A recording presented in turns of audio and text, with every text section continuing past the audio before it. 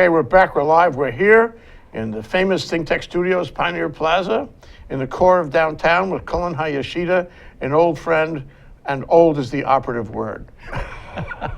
Welcome to the show, Cullen. Thank you very much, Jay. Appreciate that. Cullen is an advisor at St. Francis Healthcare Systems. The show, if you hadn't noticed, is Aging with Grace, Tuesdays at 4 p.m., one of my favorites.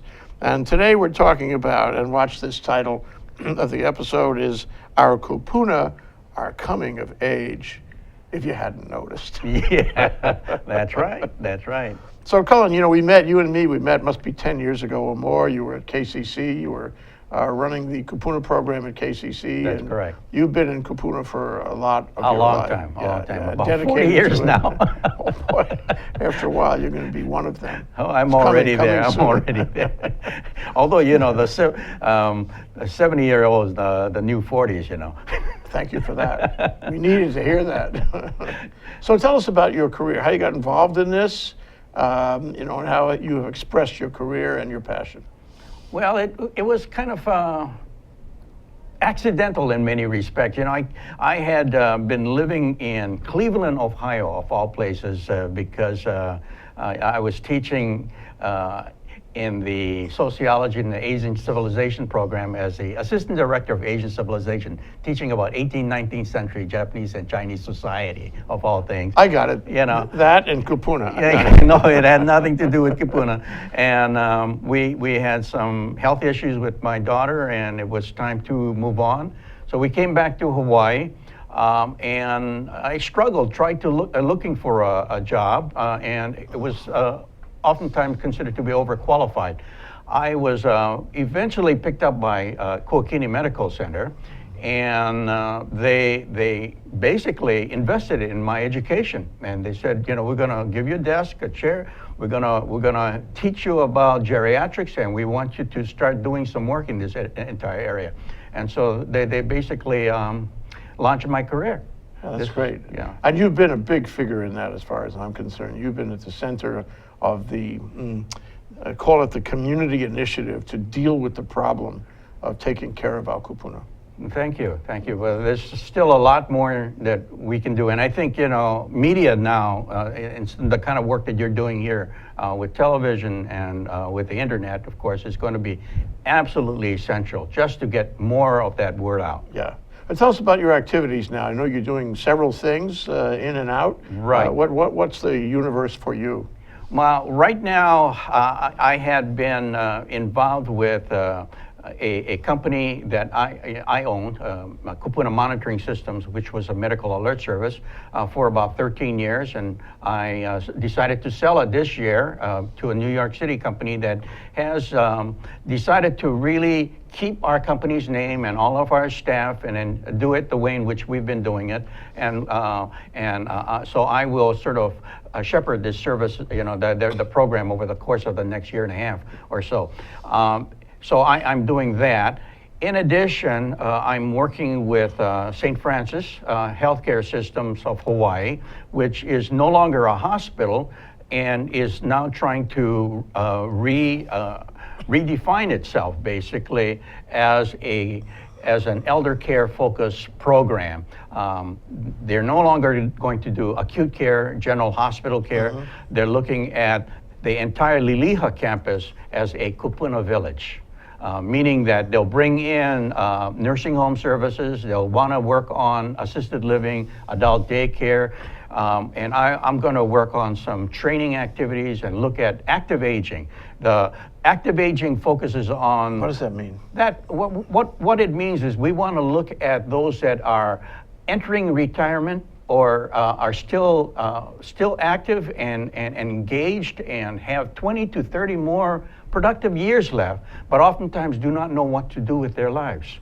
And there's a lot of things that we can do in terms of coaching them and giving them some suggestions with regards to physical fitness and mental fitness and nutritional fitness and financial fitness, even civic in terms of giving back to the community. And all of these things, I think, will help people make people well and perhaps engage in the future. And we need to keep working at that because that population is huge.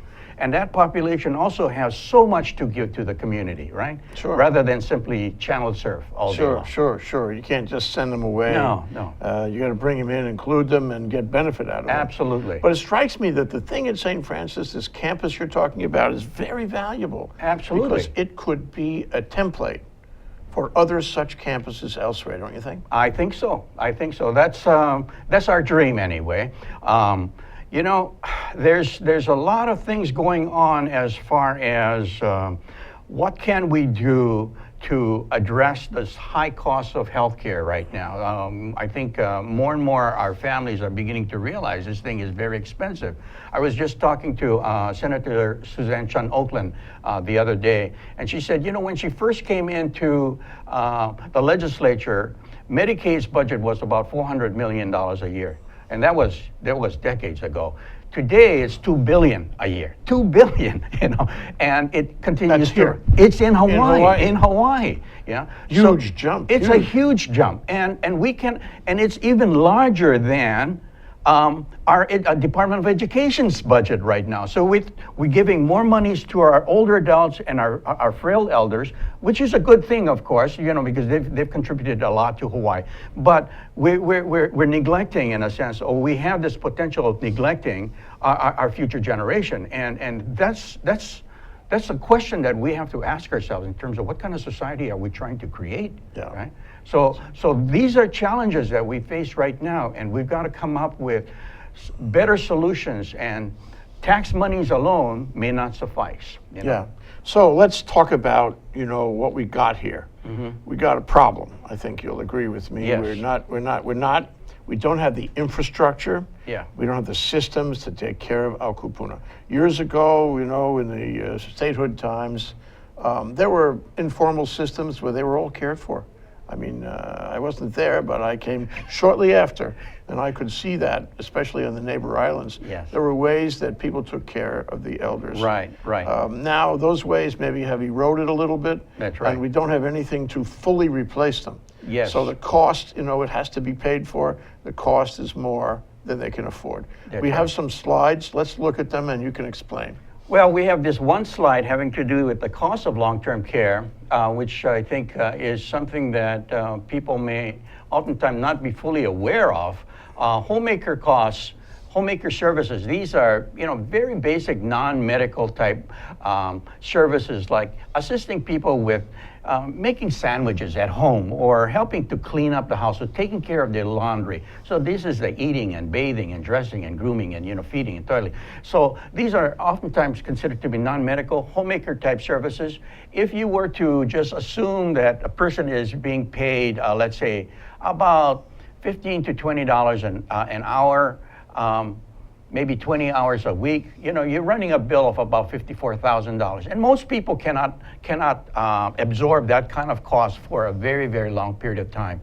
Seniors today right now have probably an annual income of under $15,000 in Hawaii. And most of that is with Social Security. So you look at $15,000, and after a year or 2 years, older adults will find their most of their assets wiped out. Yeah. So you know, that's expensive. Home health aides, of course, you're doing a little bit more as far as medical care, but that's also, you know, $56,000 a year. Adult day health care. That's like daycare with a little bit more medical services that could be involved with in terms of physical therapy and nursing services. $17,000 a year. That's approximately about $70 to $100 a day, going 5 days a week. You know, but that's not all day, right? That's only during that 8 to 5 period. Yeah. So that's a big chunk of change. Assisted living. We've got these different programs like Plaza, the Plaza, at Punch Pole, and the Hawaii Kai is the Hawaii Kai retirement community. Those will run generally about $4,000 to $5,000 a month. Yeah. Again, that covers your meals, but as soon as you become too disabled, they want you out of there, because they can't handle that. So, $48,000 is still a lot of expense. And when you go into a nursing home, you're looking at, $124,000 to $135,000 a year. These are huge costs, and this people are quitting their jobs in order to take care of mom and dad, and find that when it's time for them to retire, their pension funds obviously has deteriorated or depreciated significantly. Yeah. That they don't have much left. Yeah. So it affects the next generation. Sure. So this is becoming a societal issue. Yes, I agree, absolutely. Whoa, how do you really feel about it? Sad. We're going to take a short break. We'll be right back. We have some more slides we got to cover. That's Cullen Hayashida. He knows about seniors. Hi, I'm Ethan Allen, host of Likeable Science on Think Tech Hawaii. Come join us every Friday at 2 p.m. when I interview interesting scientists about what they do, why they do it, and why we should all care about it. It's a lot of fun to see. We hear, and you can learn interesting stuff. You'll hear all kinds of fascinating science, and we know you'll have a great time. Hope to see you then. Bye-bye.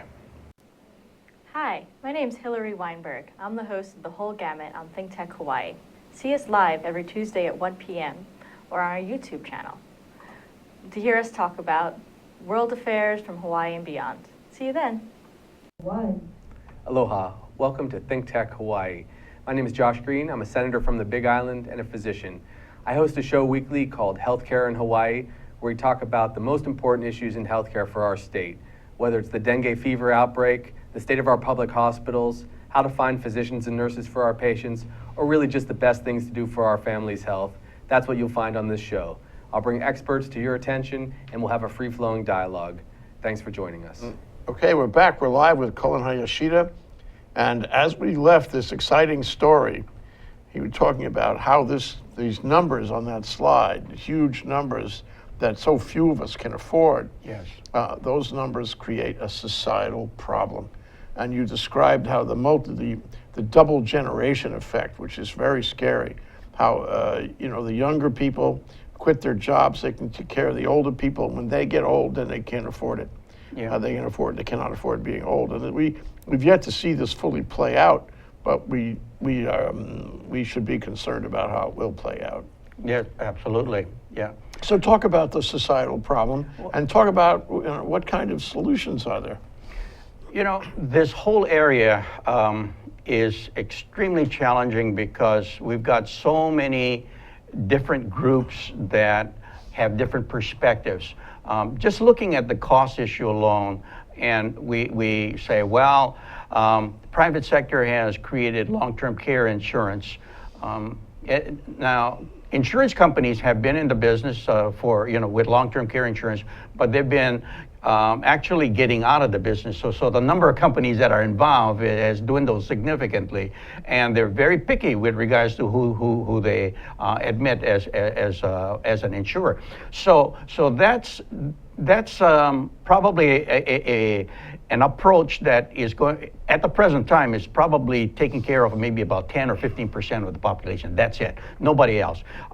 Then there's reverse mortgage that some people have property and they're real estate rich but cash poor, and you can sort of get some equity from that, and some people have been able to use some of that. Others have family, and you try to kind of ask them for some assistance, but now the state legislature has been looking at some kind of a long-term care insurance approach. State insurance. State insurance, and they're trying to consider a way of using general excise tax, maybe an add-on of about 0.5%. And if one were to remain in Hawaii for a course of, let's say, about 5 years or so and build residency, so to speak, then you can pull down on that. But even there, we have an uphill battle with the legislature, but those are the kinds of discussions that we have to have. But even on a broader scale, we've got all these different groups that have been representing different perspectives. And my thinking is that several years ago, we created a long-term care commission. The governor selected some people, the the Speaker of the House and the President of the Senate also selected some individuals. And this was like a core group of experts that worked together over a course of an entire year to come up with some recommendations with regards to what we should do. And they came up with some good recommendations, but then after their work was done, they decided to disband. So no action We was should taken. not, we No should, action. no, yeah, no, there was no follow through in a sense. In a sense, Hawaii needs a long-term care commission that continues. It needs a group that can continue to provide advice apolitically, basically, and because we may have different perspectives, but they all have to sit on the table over a course of a year and just work it out, you know, for the betterment of the people, and that we don't have right now. There's no government agency working on that Because right now. no government agencies represent a particular, you know, perspective. Often, the hospitals oftentimes, you know, have their perspective. Medicaid has their perspective, and even the families, the caregivers, have their perspective. But oftentimes they are fairly weak as far as being, you know, influencing the process. But we need to have them on the table, and we need to have the others listening to their concerns as well. Advocating for them. Advocating for them, you know. And so, but this has to be a group that continues on a long-term basis, just not on a one-time, one-shot Is this deal. something that is pending? Has this been? No, we have not, that has not been reconsidered at this time, but I think that eventually we need to move towards that type of advisory group that can provide input beyond the 3 months legislative period, which oftentimes is quite chaotic quick, and, yeah, and oftentimes is not necessarily You don't the get best time to- thoughtful results that way. or good thinking or Yeah, good, you know, yeah. good analysis, yeah. Yeah, yeah. So you talked about long-term care. It's very expensive to do Yes. that. I mean, even if you can get it, and now you say it's going away, or at least carriers are leaving the field. Gee, I mean, there are not a lot of options. And the reverse mortgage, Yes. those are economically really hard They're very hard. because they don't treat you very well. That's right, that's right. And, you know, so part, I think, what we also need to look at is we need to look at older adults themselves, and the term that we use is active aging. We need to look at older adults that are retiring and those that are recently retired, and recognize that these are individuals that probably have another 20 to 30 bonus years. And we need to find ways of keeping them engaged. And we're talking about maintaining physical health, maintaining medical health, nutritional health, social health in terms of keeping in touch and maintaining relationship with other people, financial health, financial fitness, right? People that are spending all of their monies today and not thinking about their needs tomorrow are going to basically place a burden on the next generation. Yes. So we need to think about active aging. How do we train people to begin to think this Well, way? in large part, that is train them to live at a standard of living that is lower than the standard they have been accustomed to for most That's of their right. working lives. That's right, that's Which right. is a little sad, as you said, and question, you know, there must be resistance on that. If I tell you you're going to have to live at a lower standard, you're not particularly Well, happy about it. Well, you know, as we age, we don't need as much, you know, glitter. And after a while, traveling to Vegas gets old. Touche. You heard it here on Think Tech, I tell you now. And people oftentimes, you know, I mean, how many times do you need to go to the golf course? You know, and I've seen people who have maintained physical health, financial health, and social health, nutritionally, they're all very well, and yet there's something missing in terms of purpose, you know? And if we can somehow And I think this is where engaging, trying to find some kind of social purpose, something that is bigger than themselves, something for the next generation, dealing with maybe our problem with homelessness or education of the next generation, or this sustainability issue, you know. All of these issues will take the best minds. And we've got older adults that are retiring, that have a lot of experience, you know, a lot of engineers, a lot of physicians, nurses, professionals, even paraprofessionals and blue-collar people that have skills, and they can give, you know. And if we can somehow create the infrastructure within Hawaii to make that roadmap possible for them to go to the next process, and then there's reason to maintain physical health, because you've got to help that and maintain that purpose. There's reason to live. Reason to live. Reason to live. You know, terrible if you're sort of shown the pastures, taken Yeah. out to pasture, Yeah. nothing to do, nobody cares if you live or die. Yeah. Your children are far away in many cases. Right. So this is really huge, but hard. How exactly do you do that, Cullen? Well, this is why I'm trying to assist St. Francis. We're looking at different sorts of things. One is television, and this is why we're here, right? We want to get the word out, and other social media, right? Yeah, So that's number one. The second is we're looking at every county in Hawaii has a senior information handbook, right? American Savings Bank in on Oahu, for example, you know, publishes this for our City and County of Honolulu Elderly Affairs Division. So if you look at this handbook, it's about maybe 60, 70 pages long. It has about 300 agencies listed in it. These are all nursing homes, adult daycare, Meals on Wheels, assisted transportation. In other words, all sick care stuff. Good, very important information, but it's sick care. We need a companion handbook, senior information handbook, having to do with well care, about active aging. We need guidance. Well care. Got Right. it? Well care. Yeah, I love that. We Yeah. need information about, hey, where can I get some information about maybe an educational opportunity or volunteer opportunity, or maybe job opportunities, or maybe other things that will keep me engaged, and I don't, maybe even some life coaching information. We don't have one place where we can get all that information. Like a placement center, a senior Yes. placement center. Right. What should I do? Tell me should what's I do? available. Yeah, you know, when we graduate from high school, we've got all these these advisors, right? These counselors that are helping us with our careers. Yeah. But think about it. We've got 30 years after we retire, and we're lost. You know, you go to, so the third thing that we want to do is we want to create, we want to look at our present retirement seminars, and we've got them all over the place, right? Yeah. Retirement seminars are basically financial information giving, Yes. sessions, right? Yes. What's your Social Security? This is what you're going to get from Social Security, your pension, and your health benefits, and so on. Adios, you out of here. Now, these people, though, are still saying, wait a minute, I don't know what to do with the rest of my life. I think they still need some advice with regards to some directions.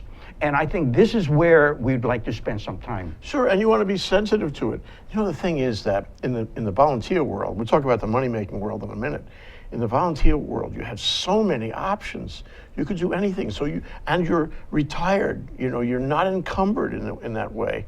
So you can work for any charity, any nonprofit that pleases you. Right. You have so many options. It's Right. really wonderful. Right. Like ThinkTech, for example. Right. You know, a number of people here work as complete volunteers, and this is what we choose, how we choose to spend our time.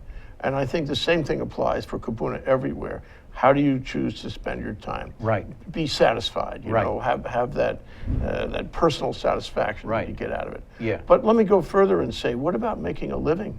And Yes. what about making some money in the process? Yes, there are people that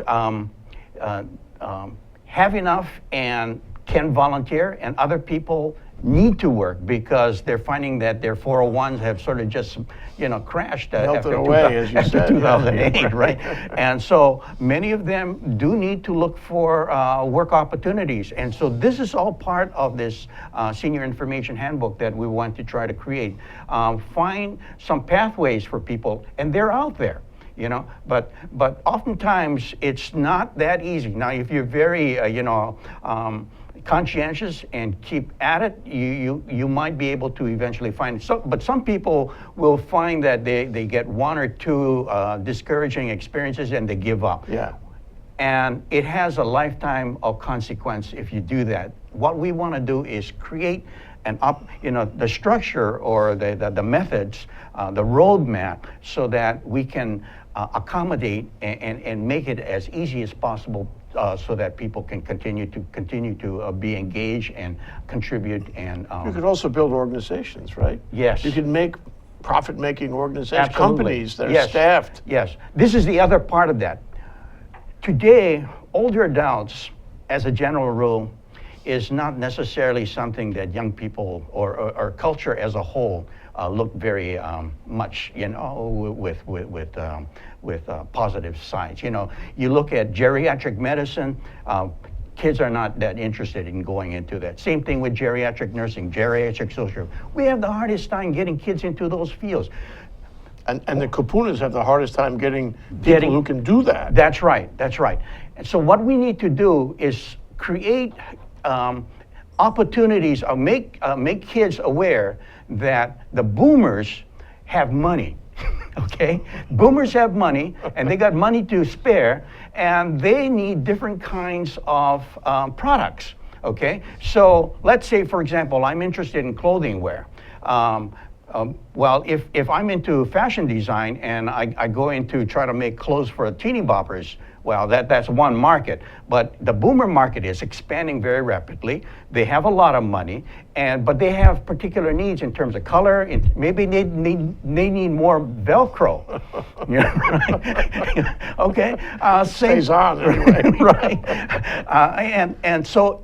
Here we have another slide that I wanted to share with everyone. Look at that. And this gives you an idea with regards to different kinds of industry, from non-medical caring, equipment, information, leisure, finance, and so on. There is just an explosion of different kinds of industries and businesses that can emerge related to the senior market that have money.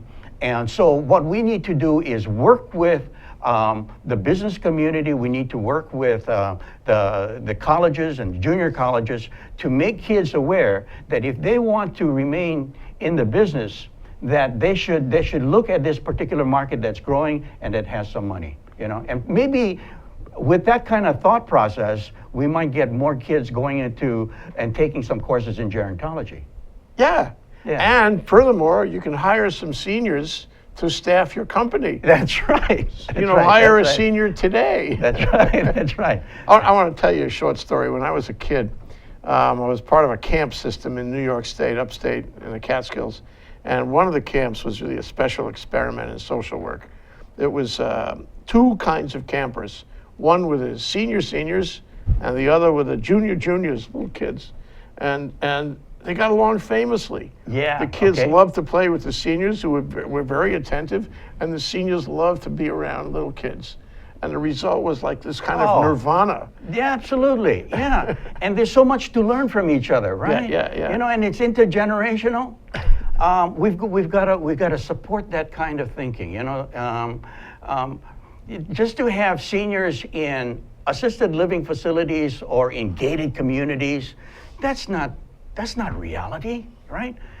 It's not a quality of life. It's not a quality of life. Yeah. You know? But we have quality of life during our breaks. Okay. We're going to take a short break. That's Cullen Hayashida. He's an advisor at St. Francis Healthcare Systems here on Aging with Grace. We'll be right back. Aloha, my name is Kawi Lucas. I am the host of Hawaii is My Mainland, here every Friday on Think Tech Hawaii at 3 p.m. I invite people who are doing interesting and inspiring things in our community to help us keep it local and keep it real. Tune in any Friday, 3 p.m., and also available on our YouTube channel and my blog, kawilucas.com. Hawaii is my mainland. Aloha. Aloha, my name is Reg Baker, and I'm the host of Business in Hawaii with Reg Baker. Business in Hawaii is a program that is positive stories about business in Hawaii. We're tired of hearing the negativity and why it's the wrong place to have a business. We talk about the positive reasons for having a business in Hawaii and how to be successful. We broadcast live every Thursday at 2 o'clock. We look forward to seeing you. Aloha. Okay, we're back. We're live. Final segment with Cullen Hayashida, PhD, advisor at St. Francis Healthcare Systems.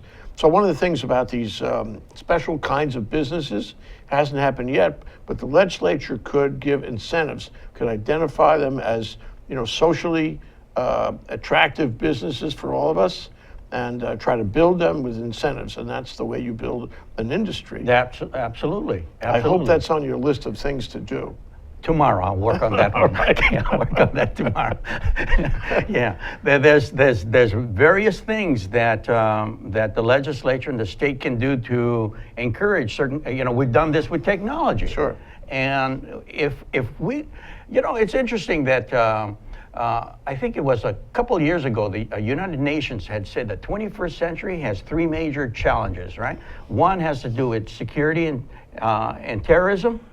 Another one having to do with resources and this whole idea of sustainability. Mm-hmm.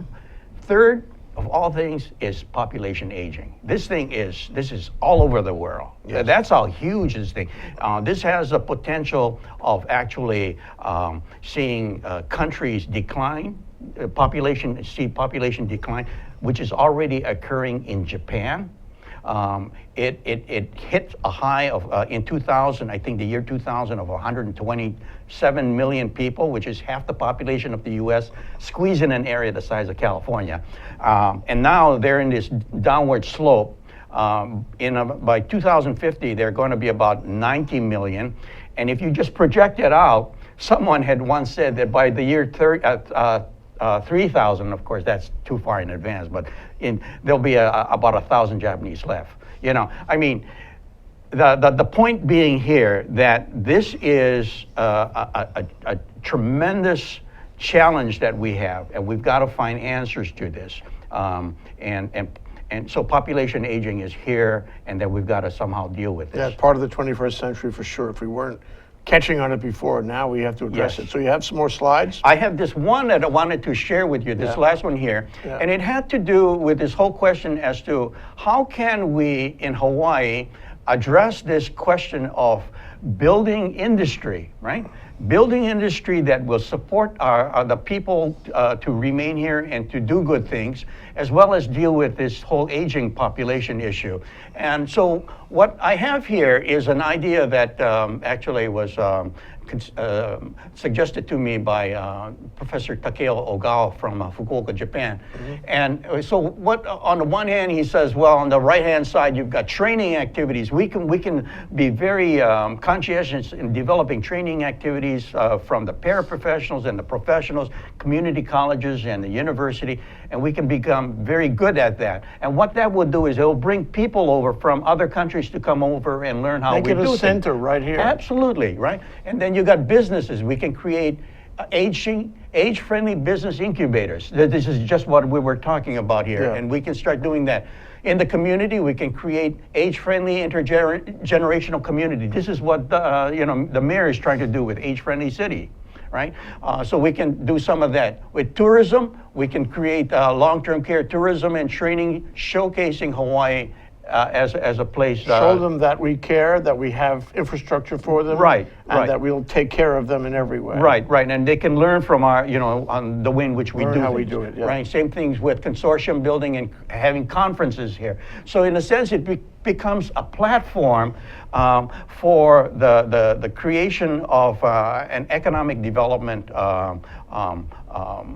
model for social change in Hawaii. Right. There's a huge number of people involved, and it will get bigger. The bell curve will make it bigger and bigger. Absolutely, yeah. A higher percentage of population going forward. And we got to get our young people to recognize that this population is not just one that is has to be seen from a negative perspective, but as an economic opportunity. They make our economy better, and the idea is to do just that. That's right. So, but I want to discuss with you in the next few minutes before we close The Ghost of Christmas Future out of Charles Dickens.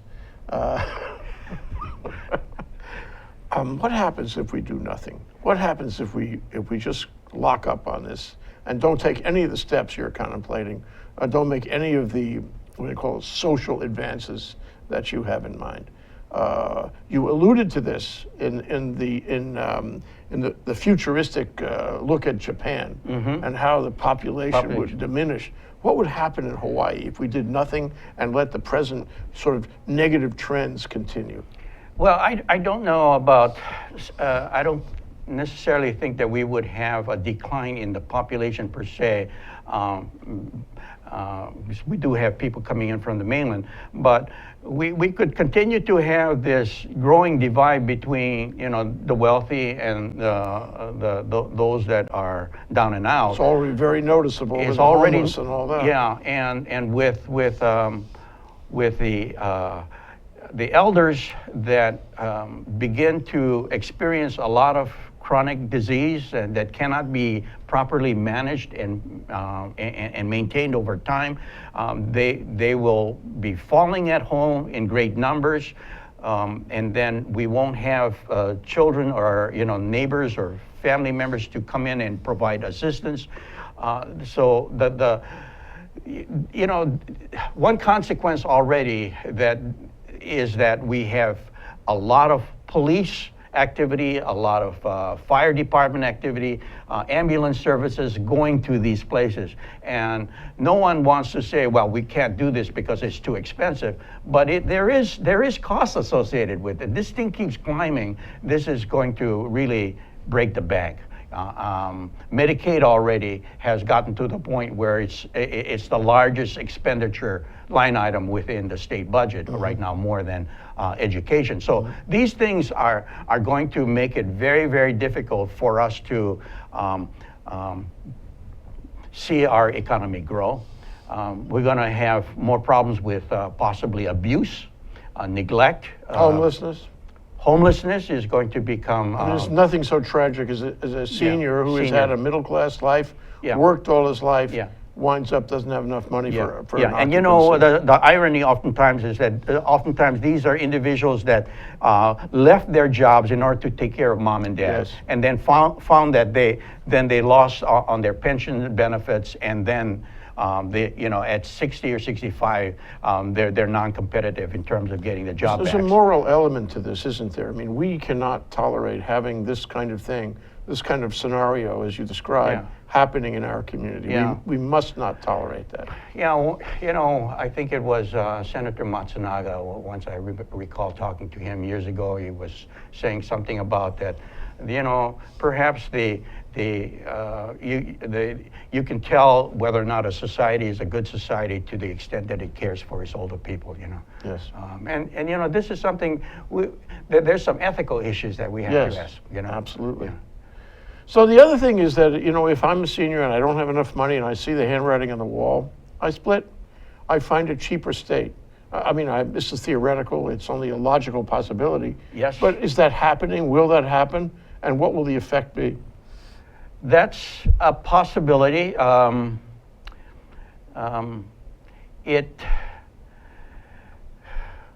We may have some people that will leave. We have people that have been relocating to Vegas and to the West Coast.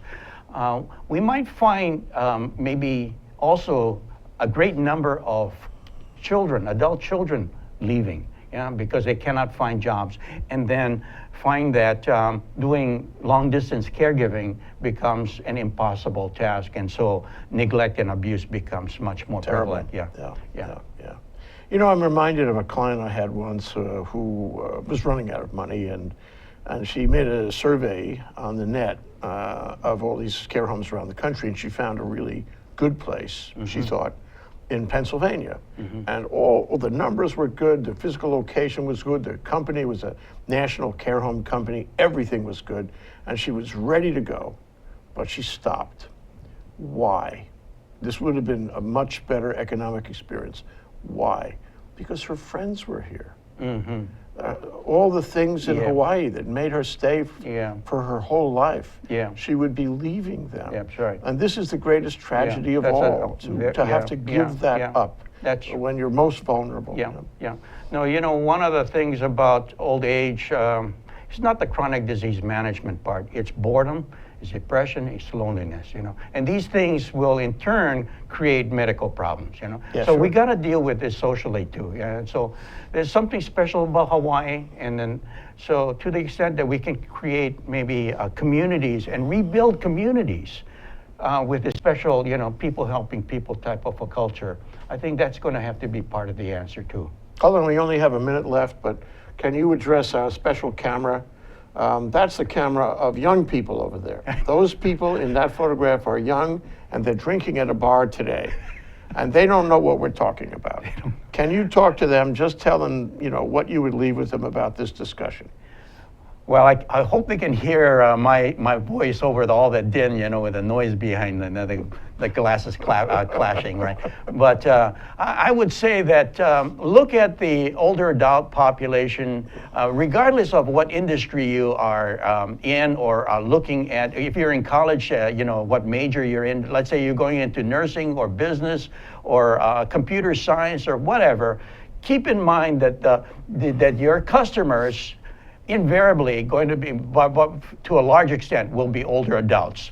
And that means that to the extent that you understand that older adult market and how the needs of this particular population better, you probably will be much more successful in your upcoming career. So take a look at that and don't discount the importance of gerontology. Thank you, Cullen Hayashida, advisor of St. Francis Healthcare Systems, here on Aging with Grace. And the title of our show was Our Kupuna, Our Coming of Age.